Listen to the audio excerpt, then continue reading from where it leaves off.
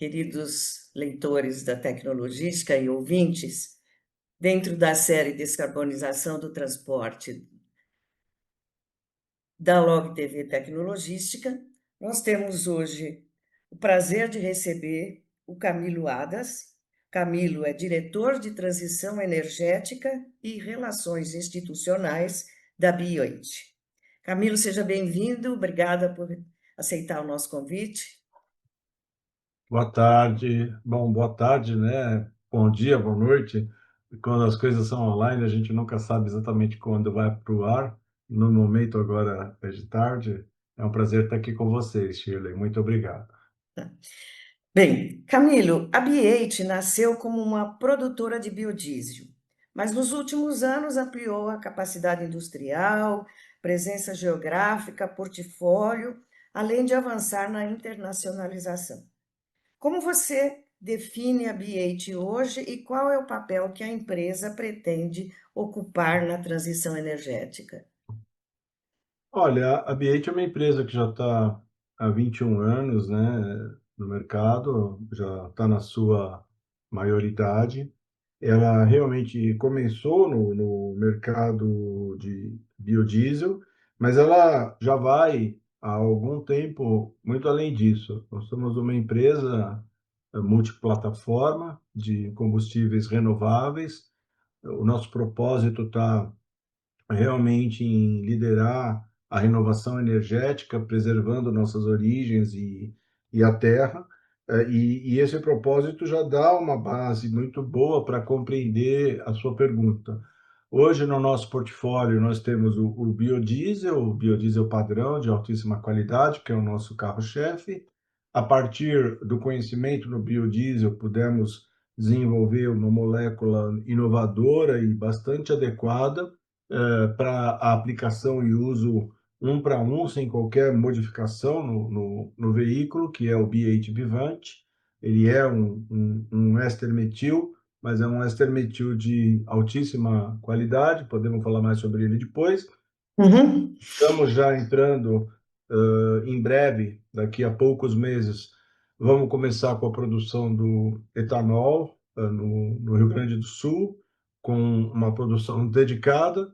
Aqui é importante saber que é complexo, não é fácil encontrar etanol nos postos do Rio Grande do Sul, o etanol de cana ou etanol de milho, que é comum no centro-oeste, no sudeste, e vamos pensar até Paraná, quando começa a entrar para os estados da região sul, por causa da distância, até pelo fato deles irem transportados por caminhão, também emitindo CO2, não é fácil, não se encontra quase, e a BH vai disponibilizar o etanol para a região sul do Brasil, para também continuar essa jornada da renovação energética. E temos um dos maiores projetos de SAF, de combustível renovável de aviação, na América Latina.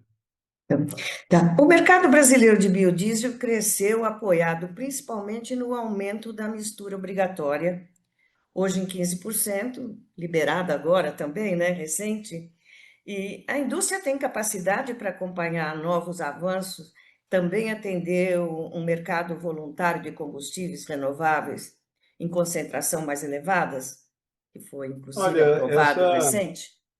muito bom, Shirley, obrigado. Essa é uma pergunta importante, é uma pergunta recorrente, a gente sempre debate. Eu não vou falar números aqui, até porque eu não sei exaustivamente, não sei de cor, mas esses números são disponíveis, a gente pode depois até debater melhor esses números num outro momento, mas pelo fato dessa pergunta estar sempre presente, os números existem, são bem claros, existem dados concretos, né? O Brasil faz o biodiesel parcialmente a partir do óleo de soja, ou da gordura animal, dependendo da planta, no nosso caso, no caso da BH, nós somos agnósticos em relação à matéria-prima, então a gente consegue fazer o biodiesel de qualquer óleo vegetal, inclusive do óleo de cozinha reutilizado, que tem uma pegada de carbono mais interessante, e há produção suficiente. O Brasil exporta muito, ele tem uma alta produção, as safras continuam cada vez mais produtivas, aumentando cada vez mais, e não há nenhum risco, não há nenhuma preocupação em relação a isso com o aumento da mistura. A gente acredita muito na importância desse aumento da mistura. Quando nós falamos do diesel que está nos postos hoje, se considerarmos que o diesel refinado que o Brasil utiliza, um percentual alto, ele é importado, ou seja, o Brasil exporta petróleo bruto para importar diesel A para poder abastecer os nossos veículos, o que seria uma taxa de substituição, seja por causa dos preços altos, até nessa situação de crise no Oriente Médio que a gente está, seja pelo aspecto ambiental, muito importante. Esses cálculos foram feitos já exaustivamente e o volume produzido e a capacidade de produção do Parque Fabril das usinas do Brasil é mais do que suficiente para qualquer aumento da mistura que venha, B20, B25, vindo com previsibilidade, dá para fazer toda a programação e atender esse mercado.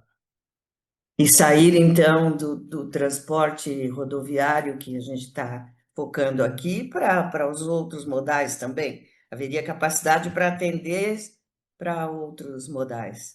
É o que eu coloquei, porque como os processos aceitam várias sementes, vários óleos diferentes, né? O Brasil tem uma produção de oleaginosas enorme. Cada região tem a sua característica, então não precisa depender de uma planta, ou de uma semente ou de outra. Tem várias possibilidades.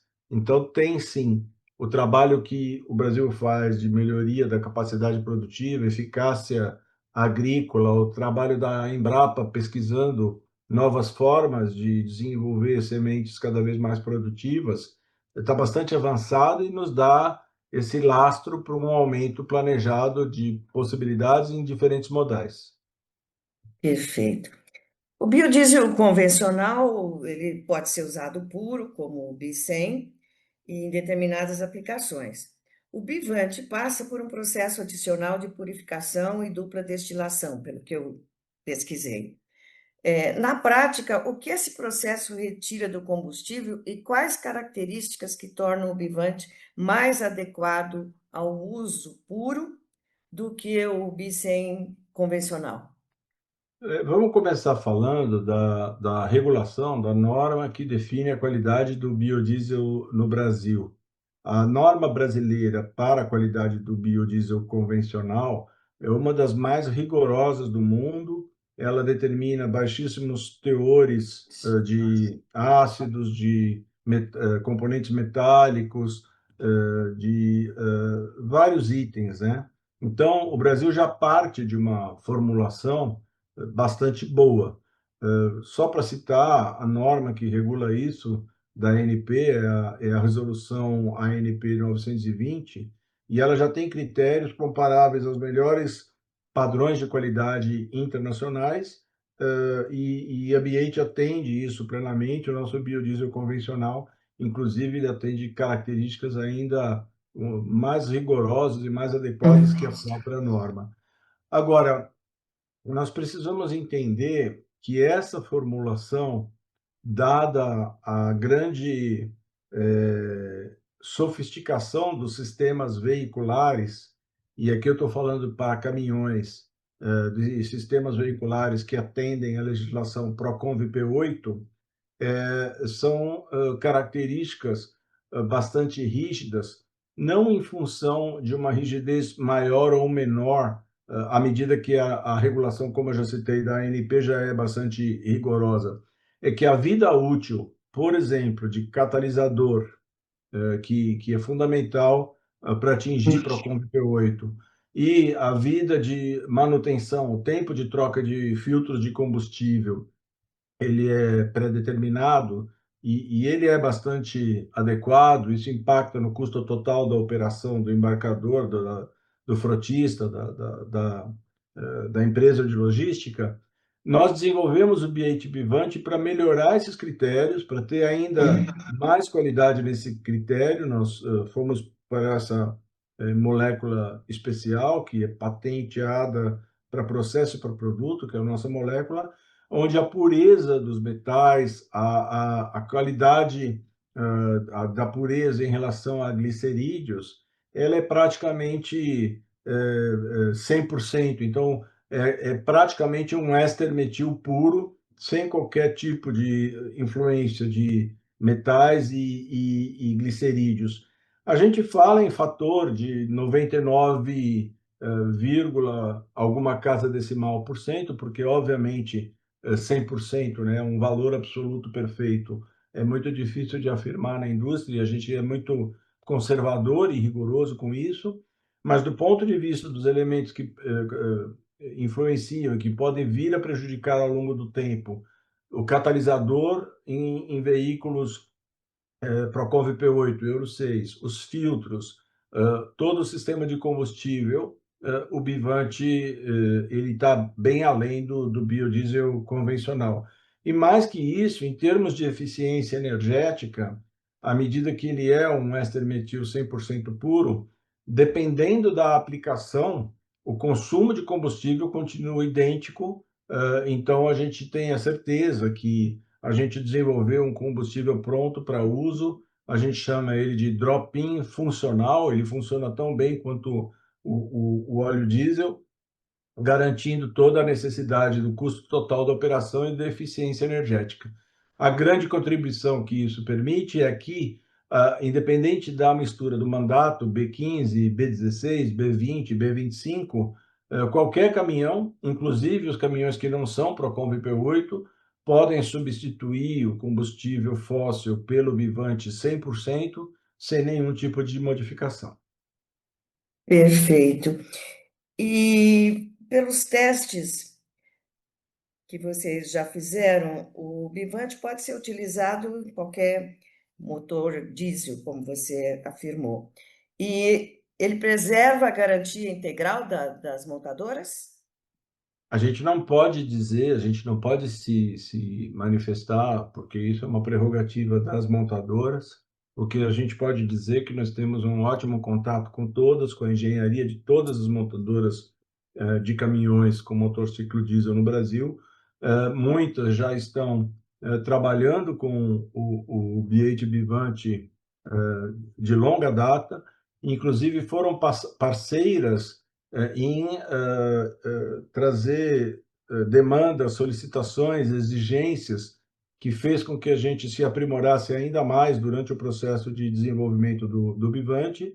Outras estão já utilizando, aprendendo a conhecer, outras, dependendo do grau de envolvimento, da engenharia ser no Brasil ou fora do Brasil, na matriz internacional, ou mesmo de uma estratégia de descarbonização focada em diferentes rotas tecnológicas. Podemos citar aqui até a eletrificação em si. Algumas têm uma velocidade de conhecer o Bivante diferente. Então, cada montadora está num nível, mas as principais já estão bastante satisfeitas e já fizemos demonstrações públicas, seja no Brasil, seja na Alemanha, mostrando essa qualidade e essa aceitação do Bivante. Do ponto de vista de uma afirmação de garantia, a gente precisa entender que a lógica da montadora ou das autopeças, ela é e precisa ser bastante conservadora por causa de escala, por causa de quantidade de veículos no mercado. Muitas vezes a montadora já está tranquila, sei lá, digamos com um B30 ou mesmo com um Bivante a 100%, mas ela não pode se manifestar publicamente dizendo que isso está resolvido, porque não tem só o carro novo, não tem só o carro que ela já rodou, o portfólio e a amplitude de caminhões no Brasil ela é enorme, cada montadora tem diferentes modelos, diferentes motores, diferentes calibração de motor, então uma afirmação genérica ela é um pouco complexa por causa dessa variação e dessa grande variedade de produtos e de idade de caminhões no mercado, então as montadoras costumam, e os autopeças serem mais conservadoras. E o outro aspecto, que nem tudo é algo com uma qualidade B8 Bivante, ou mesmo um biodiesel convencional. Então, assim, à medida que o mercado é muito amplo, a montadora é reticente em afirmar, porque ela nunca vai afirmar uma marca, um produto, ela precisa ela precisa fazer uma afirmação genérica, e dentro daquilo que é genérica, ela precisa ser conservadora para preservar a sua estratégia de mercado. Perfeito. E quando se compara o Bivante ao diesel mineral, qual é hoje a diferença de preço? Considerando o custo total da operação, essa diferença pode ser compensada, por exemplo, por fatores como consumo, manutenção, redução de emissões, geração de crédito de carbono, uma coisa equilibra a outra? Sim, com certeza. A gente tem muita. É um desafio muito grande falar em preço hoje em dia, porque considerando as variáveis de mercado, e aqui nós estamos falando do mercado de commodity, né? A originação da matéria-prima é commodity, o produto final é commodity, a comparação de preço com o óleo mineral ela é complexa porque no Brasil ela não depende apenas do valor da commodity internacional. Existem hoje subsídios adequados, necessários, que precisam ser feitos para garantir o preço do combustível na bomba, até porque nós temos um mercado bastante competitivo que depende muito dos caminhões.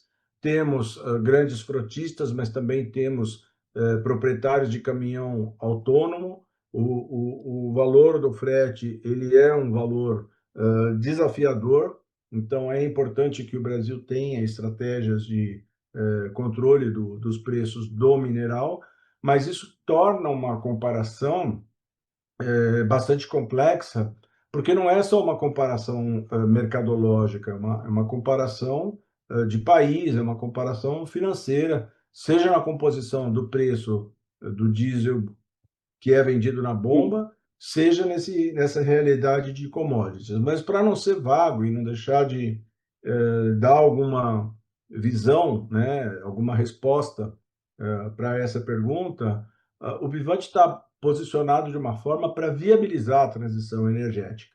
E aí a parte mais importante é compará-lo com na taxonomia brasileira se conhece como diesel verde, ou no mundo internacional é o HVO, é o óleo vegetal hidroprocessado. Um litro, e a gente conhece bem porque a gente tem projeto para HVO, um litro de HVO que hoje vem importado chega no Brasil da ordem de 2,5 vezes a 3 vezes mais do que o mineral. E o Bivante está numa faixa de 6%, 8% em média, dependendo do ano, da época do ano, etc. Então, assim, para as empresas que precisam, que querem, que desejam, que têm meta, estratégia de descarbonização, você poder entrar com um produto um para um, sem ter que investir em novos equipamentos, novos caminhões, em infraestrutura, porque o Vivante ele substitui o diesel mineral um para um, com um pequeno aumento, como eu falei, da ordem de 6%, dependendo do momento do ano, é é uma vantagem assim inexorável, uma vantagem que não há dúvida sobre ela. Do ponto de vista de estratégias de compensação em termos de crédito de carbono, esse tipo de coisa, também é um valor que varia muito, né? O mercado toda hora tem as suas variações normais, seja em função do preço do dólar, seja em função de uma crise no Oriente Médio, de uma guerra, seja lá o que for, mas a gente tem a visão que nesses momentos onde o diesel refinado importado está caríssimo, há uma vantagem incrível, muito grande, porque se atinge a descarbonização, não há necessidade de investimento em novos equipamentos, novos caminhões, novos veículos, usa-se o parque logístico atual num preço acessível, com todos os benefícios da descarbonização. Perfeito.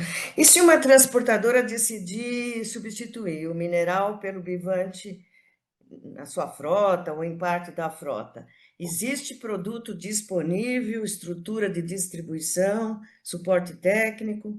como funciona na prática a compra e o abastecimento para uma transportadora que queira passar a utilizar o Vivante? É uma ótima pergunta. No nome de produção, para os níveis atuais, nós temos bastante folga, nós estamos já produzindo e comercializando, e isso está indo bastante bem. Ainda temos bastante fôlego com os investimentos e as instalações que nós fizemos agora. O importante de saber é que o Bivante, a matéria-prima do Bivante é o nosso biodiesel convencional, ou seja, a gente parte de um biodiesel já de boa qualidade e faz aquilo que você já colocou, a purificação, a bidestilação, e a aditivação para gerar o Bivante.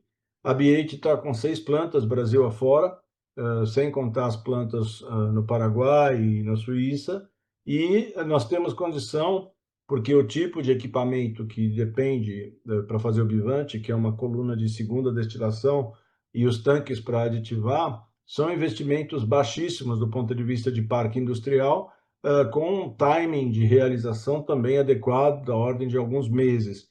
Então, à medida que haja maior demanda, nós estamos prontos para fornecer o bivante no Brasil inteiro. Na situação atual, estamos produzindo em Passo Fundo, mas já temos postos avançados, seja na região do estado de São Paulo, seja na região do estado do Paraná, e a gente está observando a solicitação, a demanda dos nossos clientes. Obviamente, não é algo que nasce da noite para o dia, ou seja, uma demanda desse tipo, como é um trabalho customizado, leva semanas ou até meses, o que nos dá bastante tempo de planejar o aspecto da produção. Do ponto de vista do suporte dos outros itens, eu acho que o primeiro de todos é a questão da sustentabilidade. A B8 é uma empresa com certificação RenovaBio, com certificação RFS a certificação federal americana. Nós temos a certificação do estado da Califórnia, que é a CARB, é uma das certificações mais complexas de se obter no mundo dos combustíveis, são praticamente 3 anos de auditoria. Nós temos a certificação do ISCC da Europa, e aí a gente tem um nível de qualidade bastante alto. Para uma empresa conseguir essas certificações, a gente tem uma área de sustentabilidade muito forte, que sabe todas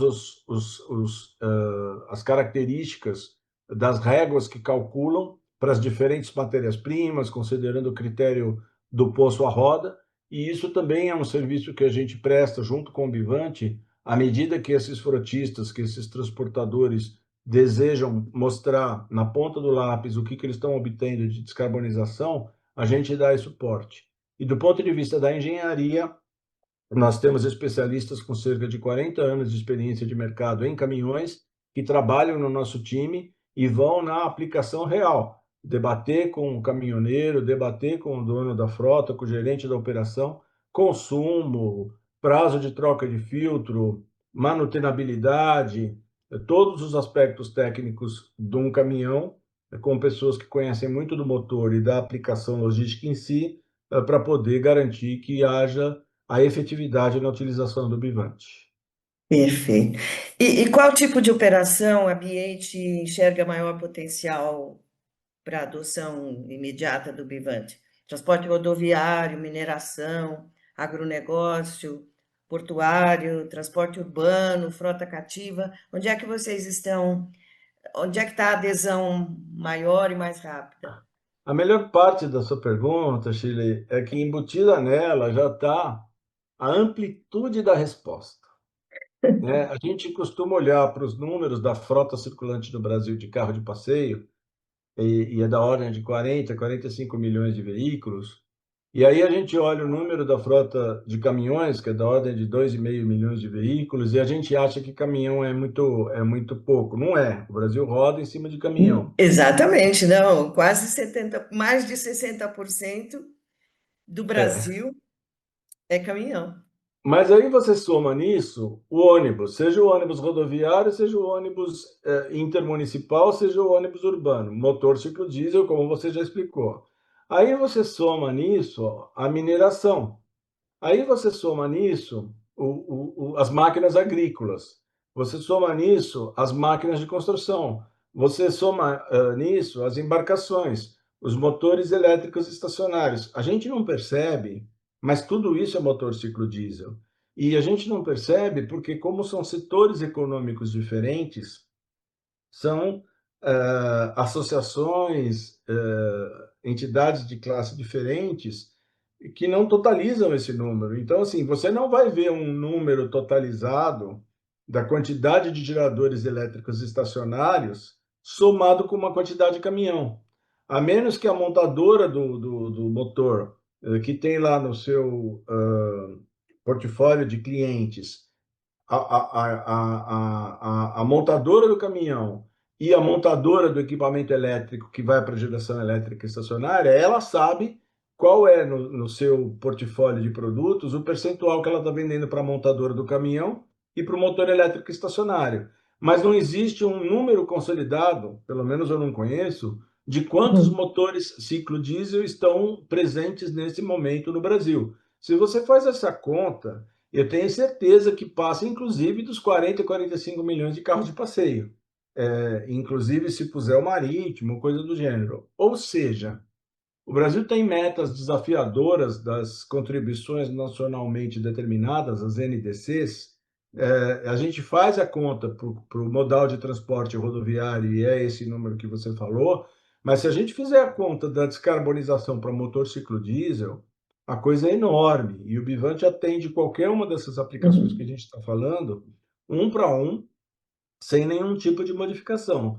Então, mesmo do ponto de vista ambiental, se a gente perceber isso e aumentar essa possibilidade de utilização, a gente está fazendo uma contribuição enorme para o planeta, para o país, e para toda essa lógica que está ficando cada vez mais desafiadora com as mudanças climáticas, com a crise climática. Em termos de estratégia, nós não temos uma estratégia assim focada, vamos mais no rodoviário, mais na mineração, porque o nosso objetivo é a renovação energética, é atender a demanda do cliente. Então, aqueles clientes de qualquer modo de transporte que estão nos procurando, seja no caminhão, seja na mineração, e isso está acontecendo, seja nas embarcações, cabotagem, temos vários exemplos já acontecendo na prática efetiva, não estamos falando em teste, o Vivante já está totalmente aprovado, validado. Agora é uma questão de validar na aplicação individual de cada um. Quem está nos procurando, nós estamos atendendo sem nenhum tipo de preferência. Não dá para dizer, vamos direcionar o Bivante para o rodoviário, porque assim, é tudo motor ciclo diesel, quem bate na nossa porta a gente atende. Não, perfeito, mas você não tem, por exemplo, um dado para dizer dentro dessas áreas que eu citei, qual que está aderindo mais, qual que está procurando O mais. rodoviário está aderindo bastante mais, a quantidade de veículos, de caminhões já rodando efetivamente com o Bivante é disparado maior. É o maior, perfeito. E a BH vem avançando em internacionalização, operações industriais, presença comercial fora do Brasil. Qual é a estratégia por trás dessa expansão e que oportunidades a empresa enxerga nos mercados internacionais? O Bivante também Olha, faz parte desses planos? sim, É completo, a gama completa de produtos que vocês estão levando para fora? a gama completa de produtos. O nosso carro-chefe, né, o nosso produto principal é o biodiesel.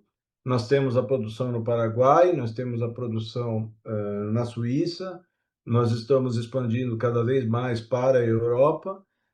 Estivemos na feira de Hannover mostrando o Bivante em caminhão, inclusive com a montadora junto, no caso foi a Mercedes-Benz, e o próprio presidente da República esteve no stand, teve um chefe de engenharia experimental da montadora comentando publicamente sobre a qualidade do Bivante.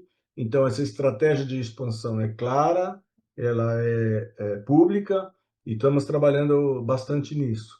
A lógica dessa expansão é que a gente sabe, a gente assim, compreende de uma maneira bem simples que gás de efeito estufa não respeita fronteira geográfica. Não é porque Não, você tem lá uma fronteira que o vento não vai levar não o vai gás de levar, efeito né? estufa, né? Então, assim, dentro da nossa visão de liderar a renovação energética, tudo que a gente puder contribuir com o planeta, independente da região, é a nossa meta. Obviamente, do ponto de vista da sustentabilidade, eu posso falar isso. Do ponto de vista de mercado e de investimentos, não dá para a gente estar no mundo inteiro, então nós estamos escolhendo a nossa estratégia, começando pelo nosso vizinho no Paraguai, dentro da América Latina, hoje é o nosso principal foco. Obviamente, existem outros debates. Na Europa, a gente já está com empresas, estamos expandindo mais a Europa, porque é uma característica de possibilidade e efetividade, né? Nós estamos buscando possibilidades em outras regiões do planeta, mas a efetividade, por qualquer característica, foi maior na Europa e já vem acontecendo na Europa. Então, nossa estratégia de expansão é clara, a gente gostaria de estar em várias regiões do Brasil, com uma prioridade para essas regiões que eu já citei. Bom, na Europa vocês começaram pela Suíça, mas vocês estão na Itália também, né? Sim, abrimos a Recém. empresa na Itália e aí a gente precisa pensar que há uma diferença, né? O fato da Suíça estar no continente europeu não significa que a Suíça está 100% integrada na comunidade europeia. Não, ela nem É, faz parte, né? exato. Então, Embora esteja assim, bem no centro, né? e está lá há um tempão, né? Sendo um dos principais Sim, países, né? é, Mas é que nem 800 e olhar tantos para anos. É que nem olhar para a Grã-Bretanha, para a Inglaterra, depois do Brexit, né, que eles saíram da. Então, assim, então, a Itália não. A Itália está na comunidade europeia, faz parte, é parte integrante, é bastante influente, tem cadeira em Bruxelas. Então, assim, a estratégia Itália é a estratégia Europa. A estratégia Suíça é uma estratégia muito forte, mas foi uma porta de entrada, é o que eu falei, a efetividade se dá em função das oportunidades. Mas percebendo a diferença entre a Suíça e a Europa, a gente já está começando na Itália com bastante força, porque lá é a Europa efetivamente. Tá. E essa internacionalização, ela vai ocorrer principalmente por exportação, novas aquisições ou produção local mesmo? Chile, por exportação, nem precisávamos. A gente já exporta para mais de 20 países há vários anos. Existe uma participação efetiva das exportações no nosso portfólio. Nós somos uma trading. O fato de Hum. estar presente na exportação e ser uma trading já dá a indicação de que poder usar o biocombustível brasileiro em diferentes mercados já é uma prática. No caso, a gente não fala só de biodiesel, porque a glicerina é um produto de alto valor no mercado. Nós exportamos Hum. glicerina para a China, nós temos o farelo de soja, que é subproduto, é um dos nossos produtos que a gente tem tanto no mercado nacional quanto na exportação. Então, assim, exportar já faz parte da nossa realidade há várias, desde o início praticamente, né? No mínimo mais de uma década, mas desde o início. Então, quando a gente olha para essa internacionalização, é com o objetivo principal da produção local. A produção local passa por desafios e por variáveis diferentes da produção nacional. As regras de insumos, a possibilidade do mercado, a disponibilidade de matérias-primas é bastante diferente. Então, cada caso é um caso onde a gente pode decidir por uma exportação ou por uma produção regionalizada, mas aí são estratégias cotidianas de mercado, que só podem acontecer se você já tiver o teu parque fabril instalado. Então, nós estamos trabalhando com a efetivação das estratégias burocráticas, criar a empresa, ter a empresa, a partir delas ter o Parque Fabril, a partir de ter o Parque Fabril tendo os insumos adequados, produzir regionalmente, inclusive porque a gente acredita que combustível, quanto mais viaja, mais ele emite, seja o que for. E pior ainda se ele tiver num navio, numa embarcação, que está indo com Que, combustível fóssil. Então, assim, não faz muita lógica exportar Então, combustível renovável de combustível de fóssil. combustível fóssil, é verdade. O bivante, o biodiesel convencional, o biometano, eletrificação, hidrogênio, são todos frequentemente apresentados como as soluções concorrentes na descarbonização que o mundo todo está à procura. Na visão de vocês, como essas diferentes alternativas vão conviver no futuro? Quais aplicações, por exemplo, o Bivante pode oferecer como resposta mais imediata para a descarbonização no transporte? Quais dessas tecnologias vão se firmar no futuro? Shirley, nós somos totalmente agnósticos em relação às tecnologias, e aí eu acho que eu posso voltar no exemplo do etanol, da planta de etanol no Rio Grande do Sul, que é a base da matéria-prima dos cereais de inverno, o trigo, a triticálea, que são produtos do agro que não nem sempre atingem na produção as características que a Anvisa preconiza para fazer alimento e que muitas vezes acabam sendo resíduo, né? E a gente pode transformar esse resíduo da alimentação em etanol. Então, assim, uma empresa que tem biodiesel, bivante, etanol, tem o primeiro e um dos mais importantes projetos de SAF da América Latina, e de HVO também, ela é totalmente agnóstica, a nossa visão é agnóstica. Nós estamos no edital, fomos aprovados no edital do governo do Rio Grande do Sul, vamos ser uma das primeiras empresas do Brasil a ter uma estação de abastecimento para hidrogênio, do ponto de vista privado, no Rio Grande do Sul, para o transporte.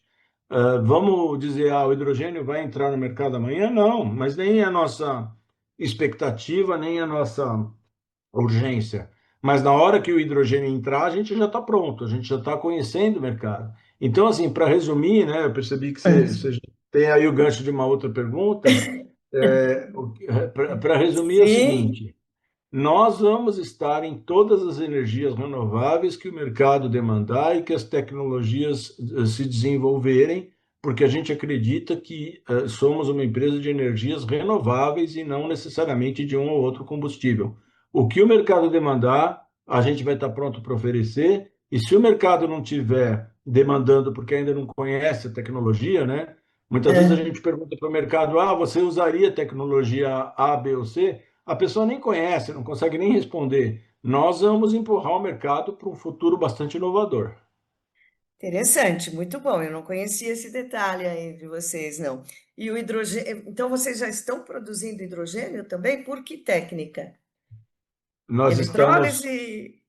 nós estamos aprovados e já bastante avançados com o projeto de uma estação de abastecimento de hidrogênio no Rio Grande do Sul. Estamos na fase de projeto, mas não é um, um, um projeto que está no papel, é um projeto que de fato já existe, já tem contratação da empresa que vai fazer os equipamentos, etc. Nesse primeiro momento, nosso foco é a mobilidade, são os caminhões. Resolvemos entrar por esse segmento porque ele é um segmento bastante mais maduro. Hoje você consegue internacionalmente comprar um caminhão movido a célula combustível, e nem todos os outros setores, vamos pensar nos setores de difícil abatimento, a siderurgia, os fertilizantes, a indústria de cimento, está tão madura quanto a mobilidade. Mas a gente está desenvolvendo a molécula de hidrogênio. A estação de recarga, ela tem previsão de estar pronta em um ano, e a partir daí a gente vai começar um dos principais projetos pilotos para veículos a hidrogênio. Esse projeto ainda não foi lançado publicamente, então eu estou falando aqui algo que é público, porque o edital do Rio Grande do Sul e a aprovação do edital ela envolve a BH mais 7 outras empresas do Rio Grande do Sul. É uma informação que tá na mídia, foi oficial. O nosso CEO recebeu essa notícia, inclusive com o próprio governador do Rio Grande do Sul. Mas, assim, a gente ainda não está divulgando muito, porque nós estamos primeiro querendo ver exatamente qual vai ser o prazo de instalação, etc., para poder divulgar. Só que vai ser um grande trabalho e eu já convido vocês a conhecer assim que a gente estiver maduro para mostrar mais detalhes do projeto, vão ser caminhões de hidrogênio rodando no Brasil para transportar carga. Que bom, que bom. Com certeza, vamos depois falar tecnologia que vocês vão utilizar para isso, as fontes de energia, né? Porque é um processo que Desculpa, demanda. Chile, você perguntou, eu não respondi. Nós vamos produzir primeiro pela eletrólise, porque é baixa quantidade, não há necessidade de equipamentos de alta produção, mas para mobilidade isso é suficiente. Mas a gente começa fazendo hidrogênio pela eletrólise e usando caminhões com célula combustível. Ah, perfeito. O Bivante é uma solução proprietária da BH. A empresa pretende manter isso como uma produção concentrada nas próprias unidades, ou vocês consideram eventualmente licenciar a tecnologia para que outros produtores possam fabricar esse mesmo produto sob licença? Ele é uma tecnologia proprietária, à medida que ele fez, que ele é consequência do grande conhecimento da nossa engenharia que eminentemente é a engenharia química, ela é muito forte, a gente tem uma área de engenharia e desenvolvimento químico e fabril industrial há mais de 16 anos, eu não sei agora o número exato, mas é da ordem de 16, 17 anos, e o Bivante foi fruto desse conhecimento. Ele passou por um processo de 4 a 3 anos, dependendo de quando você define o ponto zero, né? O Uhum. laboratório químico é o ponto zero, ou o teste em banco de prova é o ponto zero, mas a gente levou da ordem de 4 a 3 anos para desenvolver o Bivante, fruto dessa engenharia. Obviamente, com os investimentos vinculados a esse tipo de possibilidade de engenharia, não há por que não ser uma tecnologia proprietária. Nós temos a patente de processo e produto, mas o nosso propósito, a nossa intenção é ter a possibilidade de descarbonização para todos. Então, não é pelo fato de ser uma tecnologia proprietária que a gente precisa produzir sozinho. Estamos abertos, sim, a conversar sobre licenciamento. Ah, perfeito, perfeito. Quero agradecer a sua presença aqui, deixá-lo à vontade se você gostar de colocar mais alguma informação. Eu Nosso queria, público sim, está à sua Shirley. disposição. Eu acho que assim o trabalho que você faz enquanto jornalista, o trabalho que vocês fazem enquanto meio de comunicação é fundamental. Um bom jornalismo é fundamental.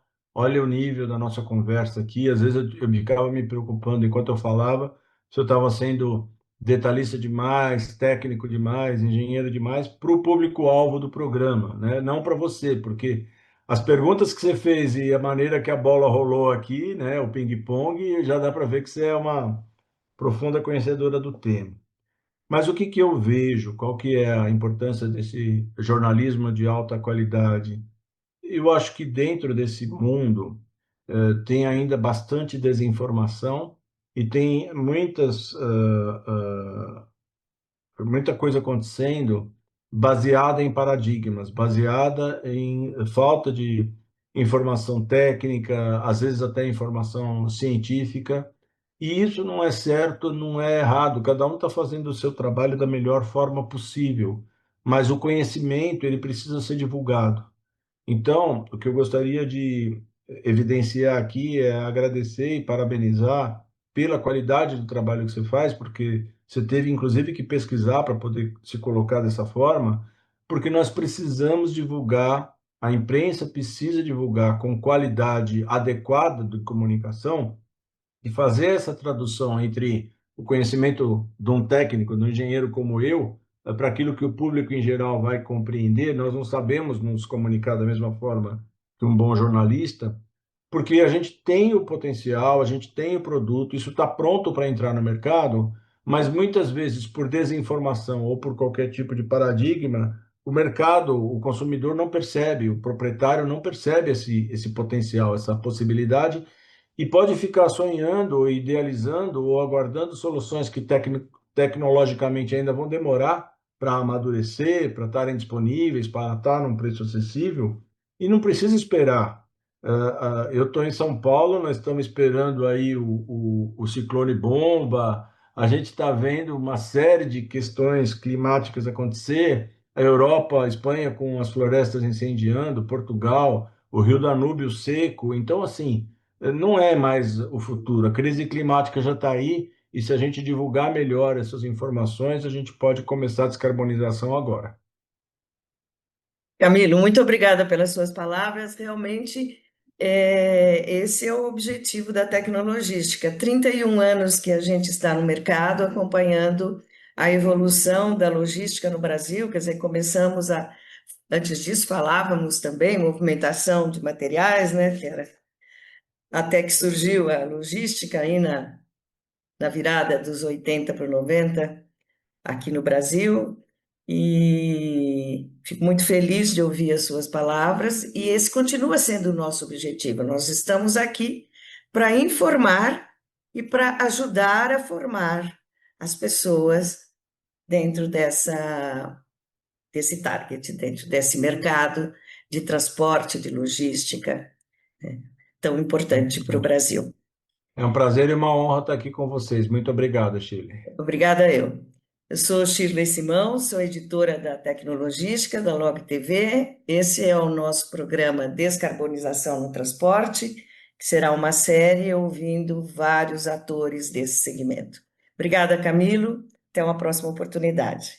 Obrigado, até. Bom trabalho.